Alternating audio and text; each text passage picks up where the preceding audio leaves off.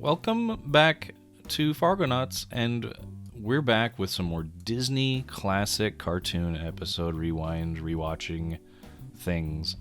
Tonight is Bonkers. We're watching Bonkers. Bonkers. I've since some not everyone's super familiar with it. Hold on. Exactly. What? I know you're coming in hot with I'm ready, dude. You're ready.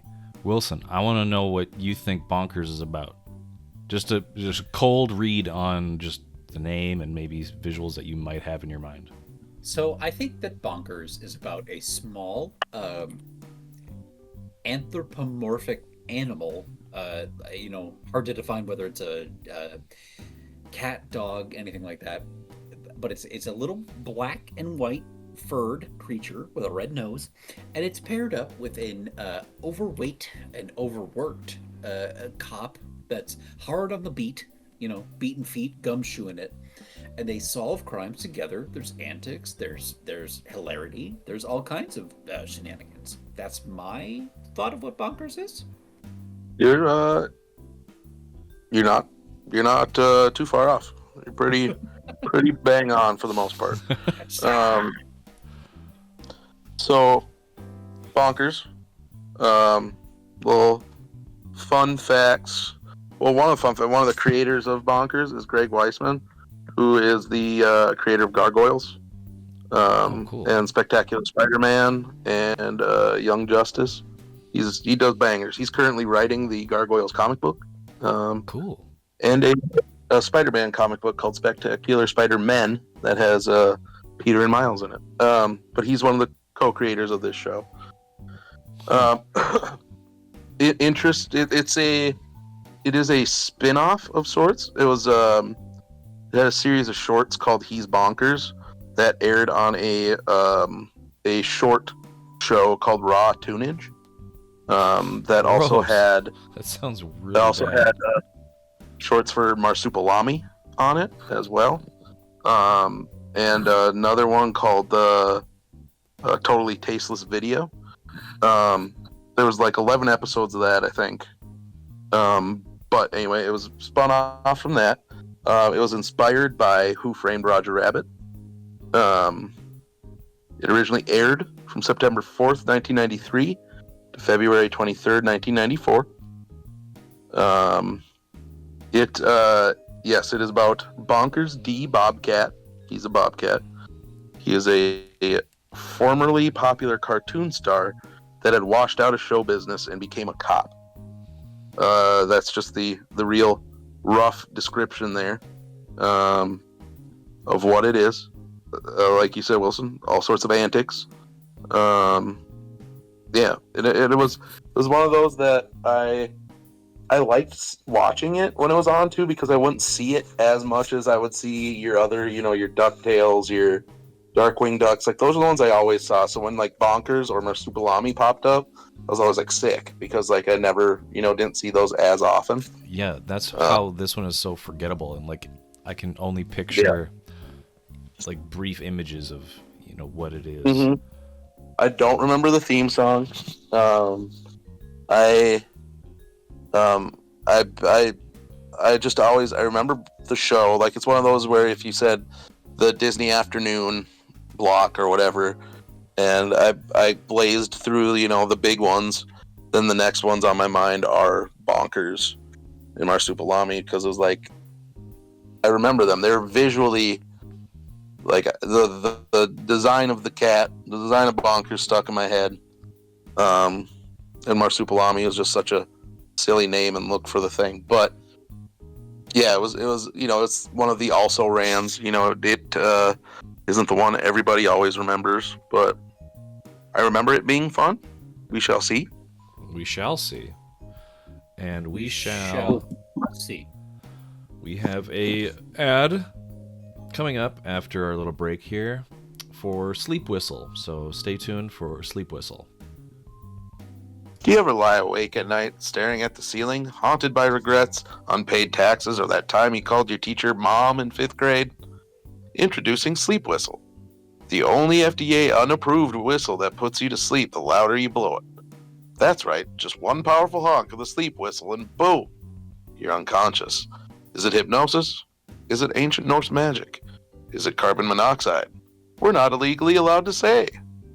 I used it last week, woke up 14 hours later in a different shirt, feeling amazed, and honestly, my credit score went up.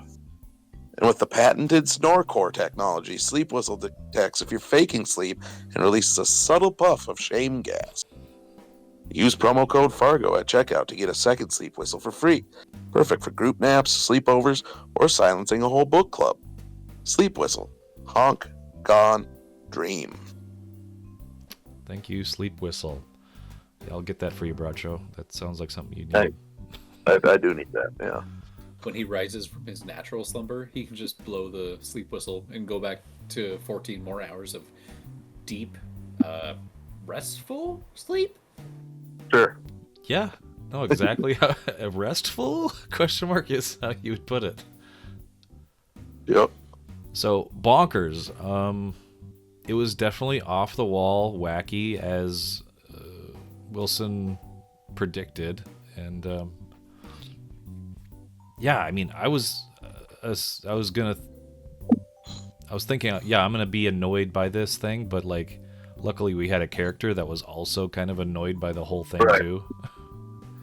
Yeah, he was your self-insert in the thing, because it is like it's a joke a minute. You know what I mean? Like it's just boom, boom, boom, boom, boom. And you're right. Like at first I was like, oh shit, is this gonna get annoying? But there was enough, and like you said, with between his partner and then like just like the various gags were varied enough that like it didn't annoy me. It was fun. One thing that I liked, and I'm gonna stop it on this little screen, like this representation of like LA, Hollywood, where it has like that smog and haze, but also like sort of a morning vibe, like it's the glow off of the smog. You know what I mean? The midday, like it's almost ethereal. Yeah, it's like that golden hour, almost like perpetually golden hour there. Mm-hmm. Yeah. And that's what caught my eye throughout this show, like the lighting of it. The lighting of everything, and everything has like a little pastel tint or tone to it. The episode, for the most part, it was just about things going missing. It's a missing persons case, investigation of the week type situation, right? But what a good way to like introduce us to the team dynamic of who's going to be investigating by not having it be hinged on like, oh, this character that you need to know this about and their relationships. It's like, no, it's objects. So it's pretty simple to boil it down to. And I think a lot of that was probably taken care of in the shorts that preceded this. You know what I mean?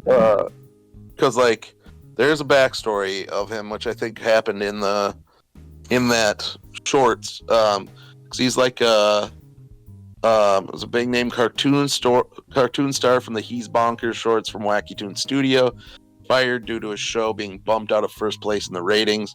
Was introduced to law enforcement when he unknowingly saved cartoon celebrity Donald Duck from a park mugger. Was given full credit for the mugger's capture. Okay. So that's kind of how he gets into the cop life. Like I said, I'm pretty sure it's from probably those shorts. But as a first episode, because a lot of people probably didn't see those, and this works great as, like you said, Wilson. Like you learn the dynamic right away. It's easy to just kind of pop into. You don't need to be bogged down by all this, exposition or anything. You just boom, here it is. Here's the situation. Start of the episode. Boom, go. Here's the case of the week. Right. Yep, and it's a buddy cop dynamic. It's a grumpy, disheveled private, he's a detective, and then Bonkers is obviously in law enforcement.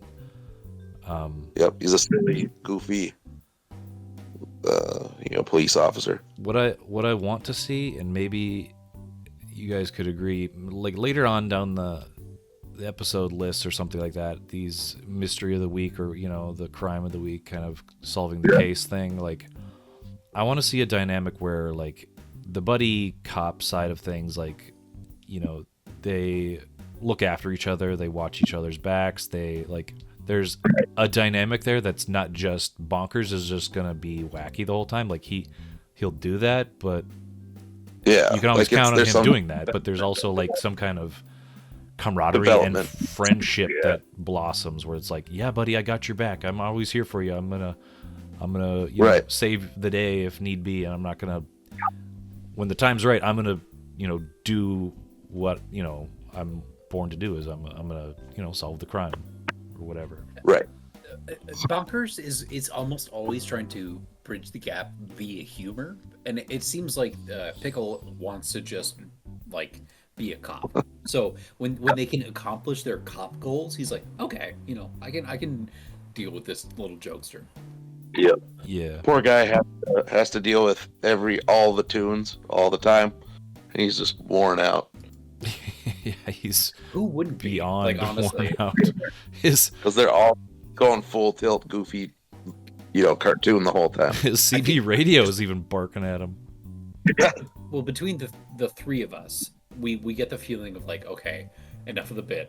And can you imagine having just like innumerable people in your life, that just don't stop the bit ever? Bit's going. The bit's going still. I love a bit, dude. I love a bit. I'll commit to it. Who doesn't? But there's time. There's and I'm known to push a bit. There's a T and a P. Long, but like there's a tasteful too long. You know what I'm saying? Here's another shot of the Hollywood. It looks like they turned the Hollywood sign into like some apartments.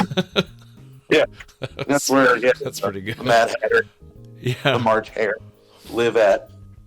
And that's the case, is that their tea set went missing. That slowly, like, shit keeps going missing throughout the thing. Yep. There was a dark joke, too, that... Suicide joke? The suicide joke. I was like, whoa. That kind of threw me for a loop. But yeah, I had to, like, what? Now it's time for everybody's favorite section of the show. Who the voices is. Wilson, you bang on the money for Bonkers and Pickle. It is both Jim Cummings. He did a good job hiding it for Pickle. Yeah, he really did. Swear to God, homeboy just rolled into Disney Studios and just like slept there for. He just said, "I'm your guy." Dude, and he's him and Goofy. Yeah, he's like a lead in like every fucking thing, and like of some sort. Like he's just there, dude. So there's some supporting characters. Fall Apart Rabbit. It's his best friend. We saw him in the intro. He's voiced by Frank Welker. Fawn Deer, who is like John Deere, Bonkers' main love interest, and co-star when he was a cartoon star, voiced by Nancy Cartwright. I never would have put Fawn Deer and John Deere together ever. I didn't until I just read it out loud. Yeah, but Nancy Cartwright voiced her. And like we said, Lucky Pickle is Jim Cummings. Marilyn Pickle, it's his daughter. She's voiced by someone I don't really know. We probably saw she did a lot of. She's also in the police force then. And then there's Delandra Dill Pickle, who's his wife, who's voiced by April Winchell. We know her from a bunch of stuff. She was Peg in Goof Troop. I was gonna say, was she Peg? Yep, she's in SWAT Cats, which we'll get to eventually. Holy shit! She was in an episode of Gargoyles. She was the voice of Tanya. I think she's the female duck in Mighty Ducks, the animated series. She was, I think Pepper Ann's mom, Lydia. I think Lydia is her mom, I think. She's that. Pepper Red's mom. Is Lydia today? She missed on recess. So yeah, she's been in a lot of stuff. We've got fucking Sergeant Francis Q. Grading, who's a police sergeant and the boss of Bonkers and Miranda, voiced by Ron Perlman. Wow. We got fucking Roger Bumpus, the voice of Squidward. Bumpus. Voices of Grumples Grizzly. Corey Burton, who's been in a million things that we've watched so far, is the Mad Hatter. Jesse, I don't know who Jesse Cordy is, but he was the March Hare. Yeah, Frank Welker's a bunch of shit. Charlie Adler, the guy who was Ickis. Yeah. He's in a voice of a bunch of stuff. Fucking Wayne Allwine guest stars as Mickey Mouse in an episode or two. Goofy does. Darkwing Duck does as well. Tress McNeil's in there. Literally, like, everybody that's in everything that we've done. Rob Paulson, fucking Brad Garrett is the voice of a couple characters. Whoa, that's awesome. Jeff Barnett. Rip Taylor is in an episode. Wow. Oh, or Rip Torn. Or no. Make he's it proud. Bonkers. Kiwi. Make your sergeant proud. He's the cunningest toon villain that ever existed. Yeah, dude, fucking, it's the usual suspects plus some. Gilbert Gottfried, I guess, is in an episode or voiced somebody at some point. So yeah, it's the usual suspects. Like I said, these people just must never have fucking left the recording studio because they're in fucking everything. Yep. Yeah, crazy. But yeah, Bonkers. it lasted, like I was saying, 2 seasons. 61 episodes plus 4 special compilations. And then, like, all of these shows lasted like 2 seasons, and then were just in syndication and being replayed for like ever. Yeah, it was a lot of fun. I had a good time watching it for sure. I don't know about you, boy. I definitely want to call out the animation, and this is going to be weird. I think I've mentioned this another time, but like, it somehow reminded me of the Aladdin sequel, Return of Jafar, or no, King of Thieves. Yeah, where it's just like so everything is like dialed up to 11 almost, with the expressions and how far they bend shapes and like what they do with how they, I don't know, portray characters frame to frame. Yeah. It just feels like so animated is like a really redundant way to put it. Yeah. I guess I was just looking too a little bit further in some of the production stuff. I guess the He's Bonkers shorts are where was it at? They were in the context of Bonkers the show. They were some of the shorts that Bonkers made before he was fired. So actually, you don't get the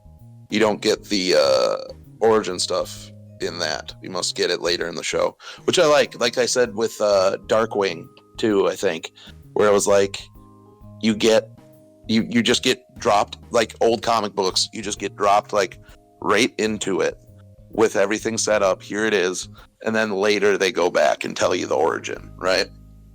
Yes, I know. Which I dig. Yep. I mean, might as well, especially for like animated slapstick comedy show. Like, just get into it. Start telling jokes. Start getting people like interested in coming back for more laughs, or even the characters. You know, This the show made me want to revisit Freakazoid. Yes. The Freakazoid No, that's a did franchise, you know. did that bonkersness as good, Right. but like some of the jokes as a kid, you're like, this is way over my head. Right. But now That's why looking like I back, it's looked into like the Warner Brothers ones like that, yeah, and there's only a couple. Like, because I was like, oh, I'm sure there's more of that, but it was basically just Animaniacs and Freakazoid, and then you had things spin off of it like Pinky and the Brain or whatever, but those were all part of Animaniacs. But that wouldn't So- also include like Static Shock, because that was like afternoon. Static programming. Shock. That was that's like a DC animated universe show though too. Yeah, You know? it crosses a few too many lines to really fit into what we're doing here. We can maybe do a Warner Brothers special where we watch Animaniacs and Freakazoid or something. Hey, I'd be all down for that. I Yeah. legitimately love Freakazoid. Like the comedy of that show still holds up, and it's amazing. And the stories of it too, like the idea of how he became the Freakazoid. There's like that origin episode that he does. That I thought that was kind of fun too.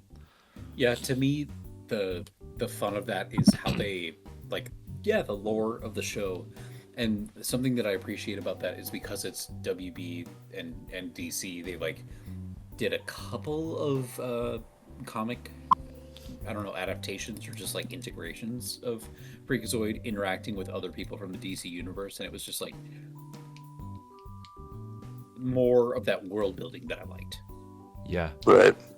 There was like the rogues gallery of like his villains were just interesting too, and I mean, I'm relating that to this because throughout the whole thing, Bonkers, what was his name, Bobcat B. Bonkers or something like that. Bonkers Bonkers D Bobcat. D Bobcat. Okay. The whole time he reminded me of Freakazoid because he was like doing zany things in the presence of like a really strict looking cop, and that was like the dynamic between him and that guy that never opened his eyes, that cop that never opened his eyes. He's like, yeah, okay, Freakazoid. I remember the character, but not his look or anything else. He is a curmudgeon looking heavy set cop, just like Pickle here. So that dynamic just reminded me of that, but I think Bonkers probably came first. But I mean, the idea of a short cop, big, larger cop dynamic or whatever, is not, it's not a new concept. Right. It just definitely reminded me of that style. So apparently, interesting. So 19 episodes of the show were produced before this episode we saw, and are what are called the Miranda era, because he had a different partner named Miranda Wright, and they were they were animated overseas. When they came back, they didn't look great. So the original team was replaced, and only 19 of those ordered shows survived, I was saying, to air, often referred to as the Miranda episodes. 9 of these episodes were aired on the Disney Channel during the first half of '93 as a preview for the series, before its syndicated premiere in the fall. The 19 Miranda Wright episodes are shown in October '93 in the broadcast syndication. Greg Weisman worked on the Miranda episodes, and Bonkers' relationship with Miranda inspired Goliath's relationship with Eliza or Lisa, whatever, from Gargoyles. Gargoyles, sure. Taylor threw out the old premise. He replaced it with the Lucky Pickle scenario. But his episodes were revised and established to occur before the original episodes. So 42 episodes of the Lucky Pickle era were made, including one which attempted to bridge the gap between the two somewhat contradictory storylines. And there's one way you can tell. Well, there's a big difference because of the way Bonkers looks. he his look in the Miranda era is similar to the one he had in the shorts called He's Bonkers, as we were talking about. He had he was orange with one brown spot, golf club like ears, and an undone tail. When the Lucky Pickle era episodes happened, the character had a major overhaul, skinnier ears, 2 black spots on each of his tufts, and a black Tigger-like stripes on his tail in a different ear. So the later episodes, which were made first, there's a different look to it too, which is weird because usually you'd associate with a different look later as being obviously produced later from different people, but it was actually produced first from different people. That is just crazy. Funny story, Jim Cummings revealed in 2025 that he was among the last 3 finalists for the role of Bonkers. The other 2 being Matt Frewer, who a lot of may know as Mac Headroom, and Jim Carrey. Wow. He was in The Mask. Yeah. But it obviously he didn't get it. But yeah, it's pretty cool. Let's see.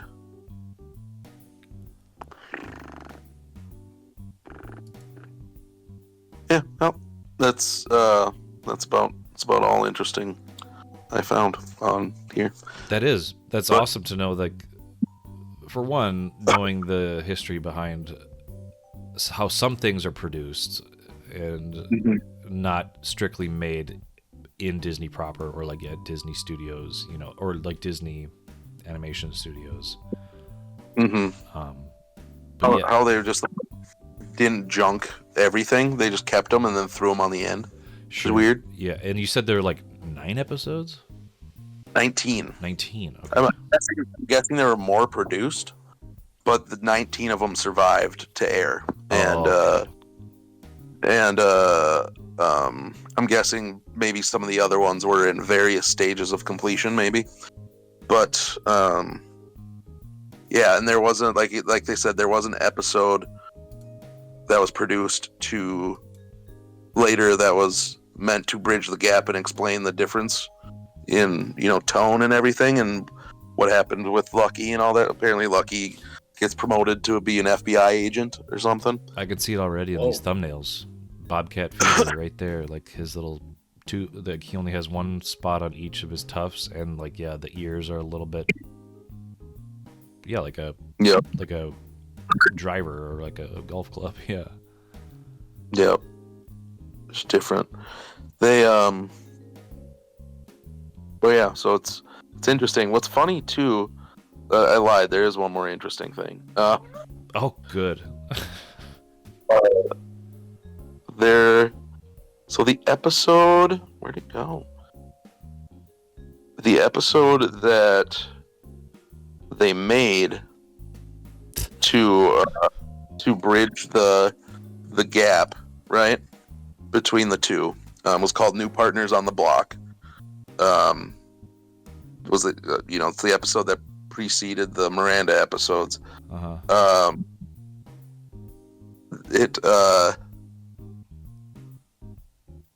It was, so it brought back characters that were associated with Bonkers, like from the other shorts and whatnot. At the end of the episode, they capture the main villain, Bomber Fireball Frank, and rescue an FBI agent. Makes them a team. Lucky gets the job at the FBI. All that, whatever, to get him written out. But the episode was removed from rotation in the U.S. after the 1995 Oklahoma City bombing. Whoa. Due to its bombing terrorism plot. Wow. It was consequently never rerun on Toon Disney, even before their stricter censorship policies following September 11th. Well, how could you leave that out, Bradshaw? That's very interesting. Another 3 episodes, Fall Apart Bomb Squad, Witless for the Prosecution, and The Stork Exchange, were also never shown on Toon Disney for similar reasons. I had a good pause recently just about that suicide joke, so I'm like surprised that they kept that one in. Yeah, but those 3 episodes are available on Disney Plus. So okay. Obviously, we just reinstated it. But yeah, I love stuff like that where it's like historically animation or something so innocuous got affected by history. Yep. Right. I think that's really cool. Right. But yeah, that's you boys have anything else to say about Bonkers? No, I like that there's some controversy there with actual events that took place. That's one thing for the books for these shows we've been watching. There hasn't really been like an instance where something like that came up where they had to like think about the production of a cartoon. You know, that kind of changes the game a little bit. Right. This is also obviously kind of one of the later ones, right? So it's like 93, 94 was when this was airing. So a lot of those other shows were done airing by the time this came out. Yeah, right? But something of equivalent, notoriety or like a notable situation that may be similar. I don't know. This is the first case of that. That's kind of interesting because of the subject. Is like fucking maybe the first World Trade Center bombing, right? In like 92 or whatever. 91, I think. Yeah. Yeah. So that's like, one of the few instances of something like that before this, but after that, especially post 9/11, everything got real. So, but when was the Oklahoma City bombing? That was 93. That was the 94. Was that Timothy McVeigh? No, wait. Or was that Unabomber? What was the Unabomber? That was Timothy McVeigh.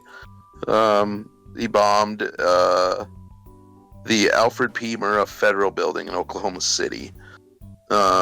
Remains the deadliest act of domestic terrorism in U.S. history. But yeah, he was an anti-government extremist. Killed 168 people, injured 684, and destroyed more than a third of the building. Blast destroyed or damaged 324 other buildings and caused an estimated $652 million worth of damage. I want to say one of the things... it's a good pause for this discussion. I want to say there was a daycare or something in that building, too. Because I swear a bunch of stuff too. Let's see. Trying to find the thing. Unless I'm conflating that with the Unabomber. I always forget what fucking Unabomber was. Ted Kaczynski? He was a... Yeah. Forget what he bombed, He mailed his bombs or something like that? Okay. Let's see. I don't need to know. Give me the bombs. Not the good stuff, but give me the stuff I want to know. Give me the stuff I want to know.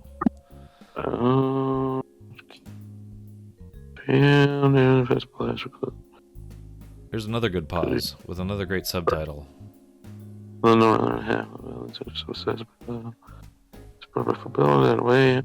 Fucking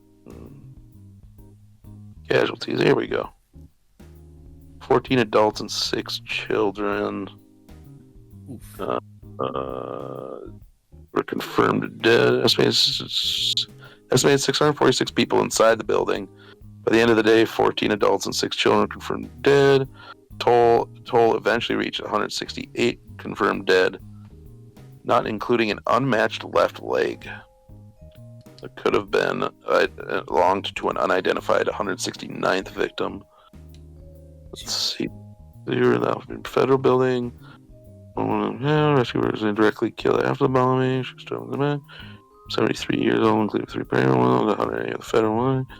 8 of the federal ones. I love hearing just Bracho mumble for 5 minutes. Yeah, the victims were also included 19 children, of whom 15 were in the America's Kids Daycare Center. Yes. Yikes, that's tough. I don't like that. Yeah. That's real bad. We don't like that. Overall, I'm not going to give it a final rating until we do the tier list, but I enjoyed this for what it was.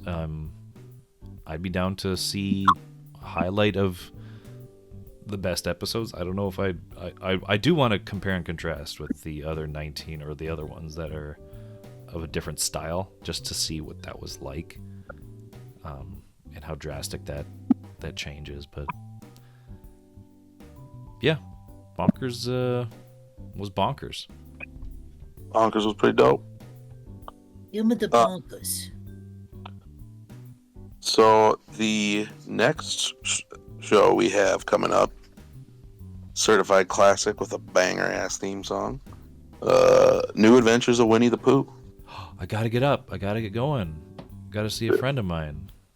Yep. He's round and he's fuzzy. I love him because he's just Pooh Bear. Pooh Bear, Winnie the Pooh Bear. Looking for fun. Again, obviously, he is the Pooh. Wuzzles. And it's so that'll be a blast. We got the gopher doing his crazy whistle teeth. That's gonna be fun. So yeah, that'll be a nice watch, I think. It will be. Yeah, it'll be just kind of like a relaxing Christopher Robin stroll into the 100-acre wood.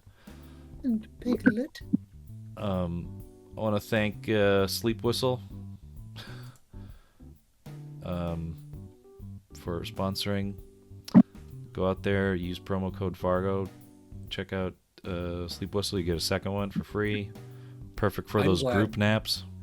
I'm glad that we can help them help us sleep better. Right, yeah. I don't like the shame gas. Shame. Yeah, I'm not about that shame. Shame gas is, I wish it came in different smells. I've had enough of that in my life. Less shame gas, please. Thanks for watching this episode. Go get your sleep whistles and don't forget to be bonkers. Bye. Right. Sleep well.